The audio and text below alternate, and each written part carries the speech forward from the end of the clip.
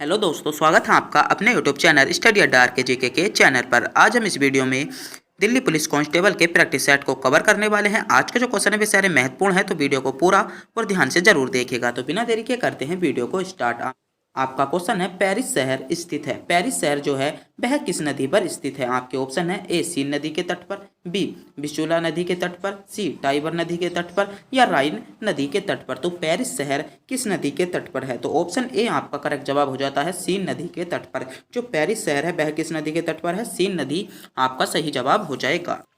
आज का जो क्वेश्चन है बेसारे सेलेक्टेड क्वेश्चन है, तो वीडियो को पूरा और ध्यान से देखना ना भूलिएगा। अगर आप भी इससे पहले हमारे चैनल पर नए हो तो चैनल को सब्सक्राइब जरूर कर लीजिएगा। आपका अगला क्वेश्चन है, भारत में जिम कार्बोनेट राष्ट्रीय उद्यान कहाँ स्थित है? आपके ऑप्शन है ए असम में, बी महाराष्ट्र में, सी उत्तर प्रदेश में, या इनमें से कोई नहीं। तो आपका सही जवाब क्या हो जाता है? ऑप्शन डी आपका करेक्ट जवाब हो जाएगा, इनमें से कोई नहीं। इनमें से कोई नहीं क्योंकि कहाँ पर? उत्तराखंड आपका इसका सही जवाब हो जाता है। जो जिम कार्बोनेट राष्ट्रीय उद्यान पार्क है वह उत्तराखंड आपका ऑप्शन जो हो जाएगा बिल्कुल सही जवाब हो जाता है। आपका अगला क्वेश्चन है क्वेश्चन नंबर 3, बहुत महत्वपूर्ण क्वेश्चन है और अधिकतर बार पूछे जाने वाला है कि पंजाब में J34 भारत के किस फसल की किस्म है? कि जो पंजाब में J34 है, जो J34 है वह भारत में किस फसल की किस्म है? किस फसल की किस्म है? आपके ऑप्शन है मक्का की, बाजरा की, रुई की, या गेहूं की। तो जल्दी से जल्दी बताइएगा कौन सी फसल है? तो रुई आपका सही जवाब हो जाता है। जो J34 फसल है वह रुई की एक किस्म है। तो आपका अगला क्वेश्चन है, उत्तर प्रदेश पंचायत राज संशोधन अधिनियम कब पारित किया गया था? तो महत्वपूर्ण क्वेश्चन है क्वेश्चन नंबर 4 आपके लिए कि उत्तर प्रदेश में पंचायत राज संशोधन अधिनियम कब पारित किया गया था? तो कब पारित किया गया था? ऑप्शन बी आपका सही जवाब हो जाएगा, 1994 में। कब पारित किया गया था? 1994 आपका बिल्कुल सही जवाब हो जाता है। आपका अगला क्वेश्चन है, विश्व स्वास्थ्य दिवस कब मनाया जाता है? तो क्वेश्चन नंबर 5 महत्वपूर्ण क्वेश्चन है कि विश्व स्वास्थ्य दिवस कब मनाया जाता है? ऑप्शन है 7 अप्रैल को, 7 जुलाई को, 7 मई को, या 7 अगस्त को। विश्व स्वास्थ्य दिवस कब मनाया जाता है? तो आपका सही जवाब क्या हो जाएगा? 7 अप्रैल आपका करेक्ट जवाब हो जाता है। आपका अगला क्वेश्चन है, बक्सर युद्ध के बाद बंगाल और बिहार में द्वैत शासन कब लागू किया गया था? जब बक्सर युद्ध हुआ था उसके बाद बंगाल और बिहार में द्वैत शासन लागू प्रणाली जो शुरू हो गई थी, तो वह कब किया गया था? आपके ऑप्शन है 1764, 1765, 1789, या 1785। तो कब किया गया था? तो आपका करेक्ट जवाब हो जाता है 1765। ऑप्शन बी आपका बिल्कुल सही जवाब हो जाएगा। आपका अगला क्वेश्चन है, दिल्ली में लाल किले का निर्माण किसने करवाया? दिल्ली में लाल किले का निर्माण करवाया? क्वेश्चन नंबर 7 आपको टेस्ट के रूप में दिया गया है। आपको बताना होगा जो दिल्ली का लाल किला बनवाया था वह किसने बनाया था? आपके ऑप्शंस दिए गए हैं, अकबर, शाहजहां, या औरंगजेब, या बाबर। तो किसने दिल्ली का लाल किला बनाया था? जल्दी से जल्दी कमेंट बॉक्स में बताइएगा कि दिल्ली का लाल किला किसने बनवाया था। अगला क्वेश्चन है, भारतीय संविधान की व्याख्या करने वाली अंतिम संस्था कौन सी है? जो भारतीय संविधान की व्याख्या करती है वह अंतिम संस्था कौन सी है? आपके ऑप्शन है ए सुप्रीम कोर्ट, बी संसद, सी लोकसभा, या राष्ट्रपति। तो कौन कौन भारतीय संविधान की अंतिम व्याख्या करता है? तो सुप्रीम कोर्ट भारतीय संविधान की अंतिम व्याख्या करता है। तो ऑप्शन ए आपका बिल्कुल सही जवाब हो जाएगा। आपका महत्वपूर्ण क्वेश्चन है कि गांधी जी के राजनीतिक गुरु कौन थे? गांधी जी के राजनीतिक गुरु कौन थे? आपके ऑप्शन है चित्तरंजन दास, बी बाल गंगाधर तिलक, सी रोनाडे, या गोपाल कृष्ण गोखले। तो गांधी जी के राजनीतिक गुरु कौन थे? तो इस क्वेश्चन का जवाब आपको कमेंट बॉक्स में बताना होगा। आपको बताना होगा कि गांधी जी के राजनीतिक गुरु कौन थे। गांधी जी के राजनीतिक गुरु कौन थे? तो जल्दी से जल्दी कमेंट बॉक्स में बताइएगा। आपका अगला क्वेश्चन है, life time achievement of Oscar पुरस्कार विजेता कौन है? आपके ऑप्शन है सत्यजीत राय, बी भानु अथैया, सी रविंद्रनाथ टैगोर, या किरण बेदी। तो कौन सा आपका सही जवाब हो जाएगा? सत्यजीत राय। सत्यजीत राय ऑप्शन ए जो है आपका बिल्कुल सही जवाब हो जाता है। आपका अगला क्वेश्चन है, भारत का क्या है? भारत का क्या है?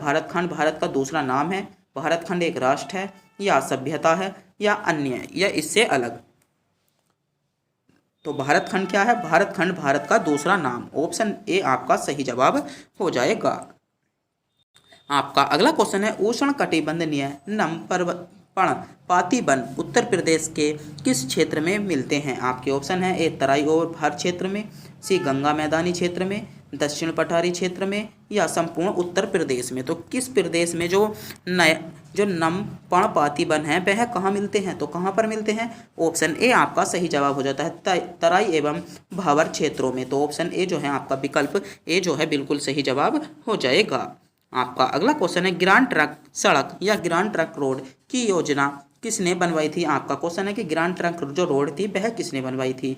आपके ऑप्शन है ए चंद्रगुप्त ने, बी शेरशाह सूरी ने, सी अकबर ने या लॉर्ड कर्जन ने। तो किसने ग्रांड ट्रंक रोड बनाई थी, जल्दी से जल्दी कमेंट बॉक्स में बताइएगा कि किसने ग्रांड ट्रंक रोड बनाई थी। तो किसने बनाई थी, शेरशाह सूरी। शेरशाह सूरी ऑप्शन बी आपका सही जवाब हो जाता है। शेरशाह सूरी ने ग्रांड ट्रंक रोड या ग्रांड ट्रंक सड़क बनवाई थी।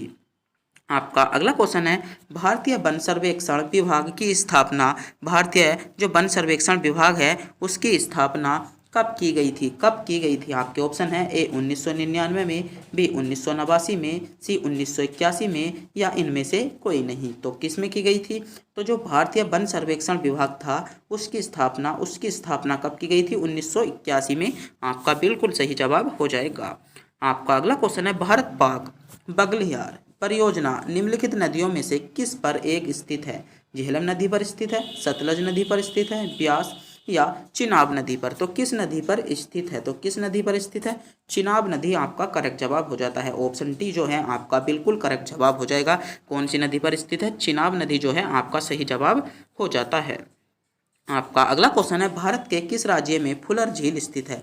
भारत के किस राज्य में फुलर झील स्थित है। तो क्वेश्चन नंबर 16 आपका एग्जाम की दृष्टि से बहुत महत्वपूर्ण क्वेश्चन होने वाला है। आपका क्वेश्चन है कि भारत के किस राज्य में फुलर झील स्थित है। आपके ऑप्शन है ए उत्तराखंड राज्य में, बी बिहार राज्य में, सी मध्य प्रदेश राज्य में या उत्तर प्रदेश राज्य में। तो भारत के किस राज्य में फुलर झील स्थित है, तो ऑप्शन डी आपका करेक्ट जवाब हो जाएगा। कौन से राज्य में स्थित है, उत्तर प्रदेश राज्य में भारत के फुलर। अगला क्वेश्चन है रक्त लाभ, जो रक्त लाभ होती है उस किसके अभाव के कारण होता है। आपके ऑप्शन है ए विटामिन सी के कारण, प्रोटीन के कारण या फ्लोरिक एसिड के कारण या विटामिन ए के कारण। तो किसके कारण होता है, तो आपका करेक्ट जवाब क्या हो जाता है, महत्वपूर्ण क्वेश्चन है, फ्लोरिक एसिड। ऑप्शन सी आपका बिल्कुल सही जवाब हो जाएगा। क्या, फ्लोरिक एसिड आपका सही जवाब हो जाता है। आपका अगला क्वेश्चन है हाइग्रोमीटर का उपयोग किसके लिए कहा जाता है। क्वेश्चन नंबर 18 आपका एग्जाम की दृष्टि से बहुत महत्वपूर्ण क्वेश्चन है कि हाइग्रोमीटर का उपयोग किसके लिए कहा जाता है। आपके ऑप्शन है ए द्रव के सापेक्ष घनत्व को मापने के लिए, आर्द्रता के स्तर को मापने के लिए, द्रव के क्वथनांक को मापने के लिए या समुद्र की गहराई को मापने के लिए। तो किसके लिए कहा जाता है, तो आपका सही जवाब हो जाता है आर्द्रता का स्तर मापने के लिए हाइग्रोमीटर का प्रयोग किया जाता है। तो ऑप्शन बी क्या हो जाता है, ऑप्शन बी आपका बिल्कुल सही जवाब हो जाएगा। आपका अगला क्वेश्चन है निम्नलिखित में से कौन सा विद्युत और ताप का अच्छा चालक है। विद्युत और ताप का अच्छा चालक है। आपके ऑप्शन है ए हीरा, बी ग्रेफाइट, सी कोयला या ग्रेनाइट। तो कौन है ताप और विद्युत का अच्छा चालक कौन सा है, तो आपका सही जवाब हो जाता है ग्रेफाइट। ऑप्शन बी आपका करेक्ट जवाब हो जाएगा। आपका अगला क्वेश्चन है निम्नलिखित में से किस राज्य का एक पृथक संविधान है। किस राज्य का अपना एक पृथक संविधान है। आपके ऑप्शन है ए अरुणाचल प्रदेश का, बी असम का, जम्मू कश्मीर का या नागालैंड का। तो किस राज्य का अपना एक पृथक संविधान है, तो आपका सही जवाब क्या हो जाता है, जम्मू कश्मीर का। जम्मू और कश्मीर का अपना एक अलग पृथक क्या है, संविधान है। तो ऑप्शन सी आपका करेक्ट जवाब हो जाएगा। क्या, ऑप्शन सी आपका बिल्कुल सही जवाब हो जाता है।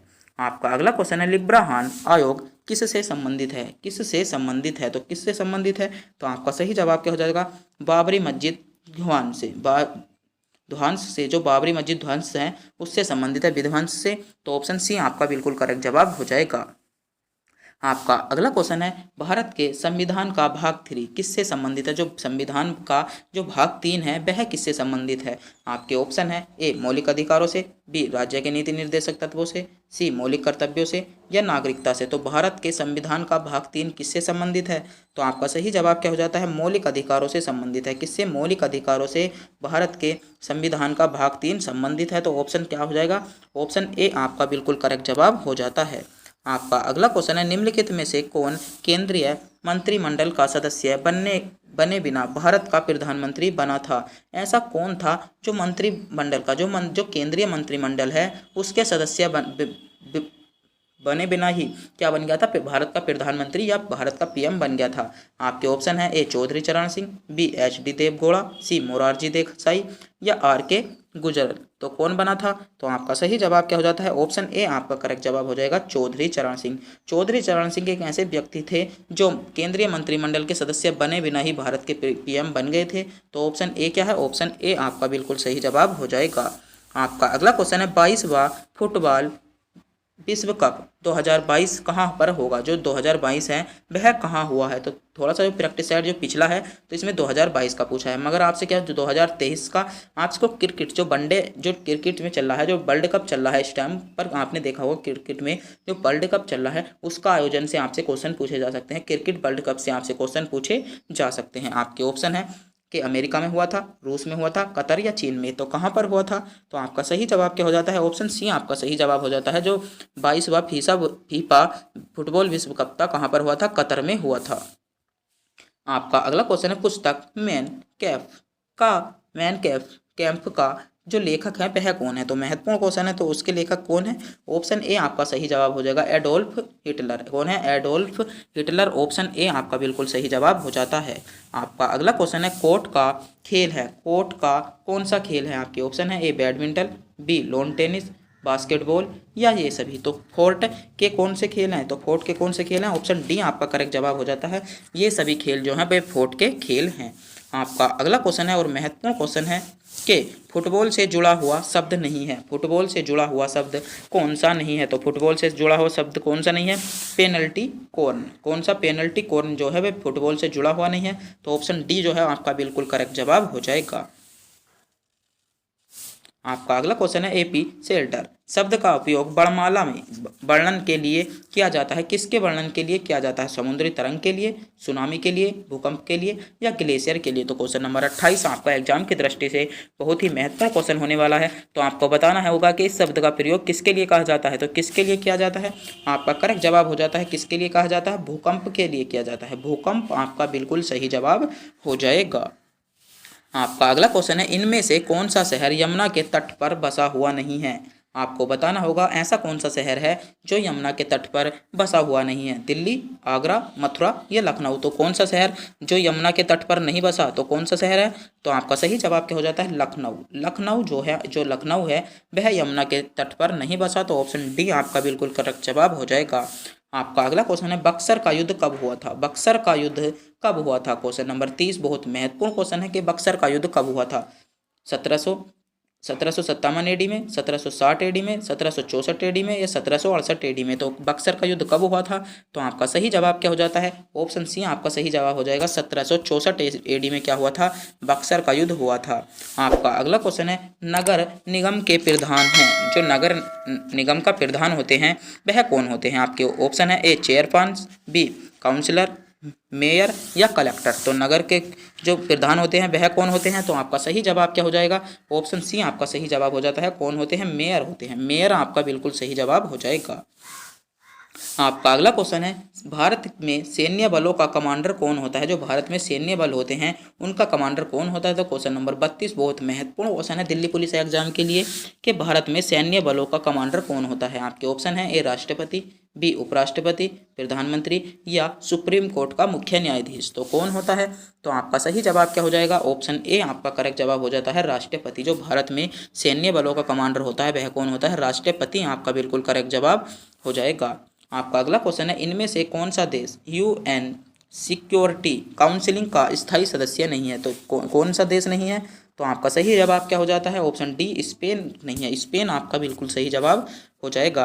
आपका अगला क्वेश्चन है एटीएम का अर्थ है। आप जो एटीएम मशीन का प्रयोग करते हैं तो आपको यह भी तो पता होना चाहिए कि एटीएम की फुल फॉर्म क्या है। तो आपको जल्दी से जल्दी बताओ कि एटीएम की फुल फॉर्म क्या है। तो आपका ऑप्शन बी आपका करेक्ट जवाब हो जाएगा, ऑटोमेटिक टेलर क्या हो जाएगा? मशीन। ऑप्शन क्या हो जाता है? सी आपका बिल्कुल करेक्ट जवाब हो जाएगा। आपका अगला क्वेश्चन है दादा साहेब फल के पुरस्कार किस मंत्रालय द्वारा दिया जाता है? किस मंत्रालय द्वारा दिया जाता है?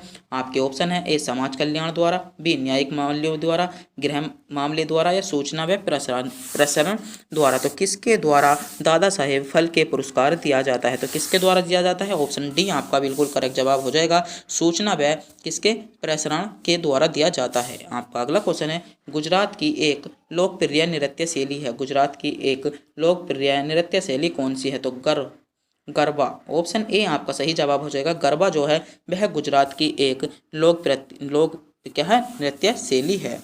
आपका अगला क्वेश्चन है, तमिलनाडु का कलपक्कम किसके लिए प्रसिद्ध है? जो तमिलनाडु का कलपक्कम है वह किसके लिए प्रसिद्ध है? तो क्वेश्चन नंबर 37 महत्वपूर्ण क्वेश्चन है। तो तमिलनाडु का कलपक्कम किसके लिए प्रसिद्ध है?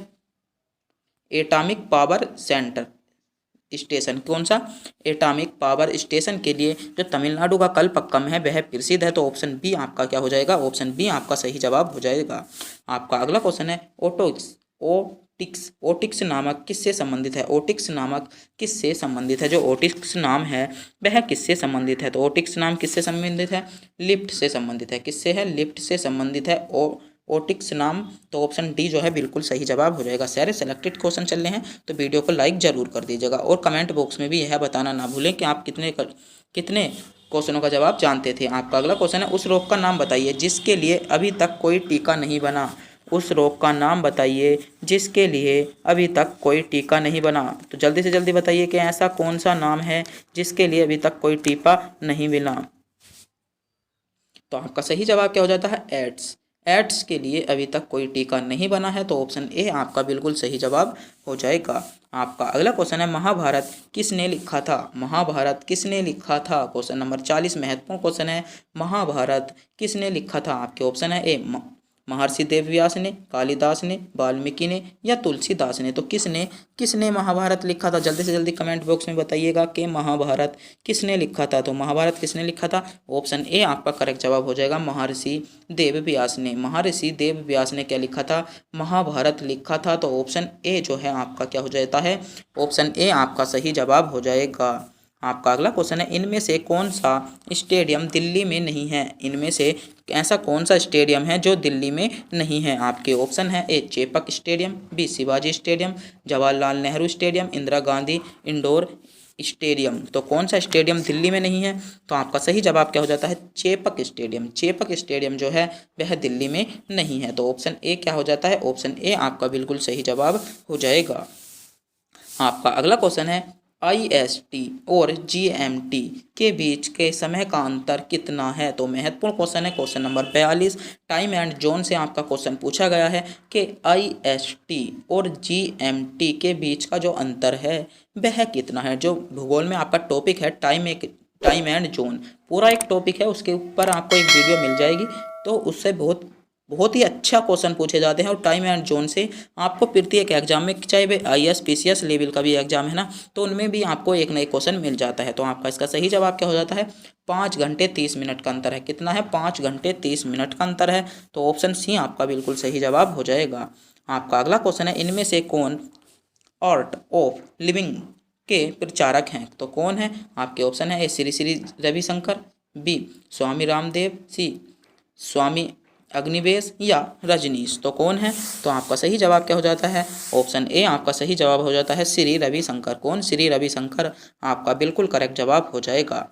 आपका अगला क्वेश्चन है, किस कंपनी द्वारा मोबाइल सेंट ब्लैकबेरी का निर्माण किया गया? महत्वपूर्ण क्वेश्चन है। क्वेश्चन नंबर 44 के ब्लैकबेरी का निर्माण किस मोबाइल सेट ने किया था? तो ब्लैकबेरी का जो निर्माण किया था वह किसने किया था? तो आपका करेक्ट जवाब क्या हो जाएगा?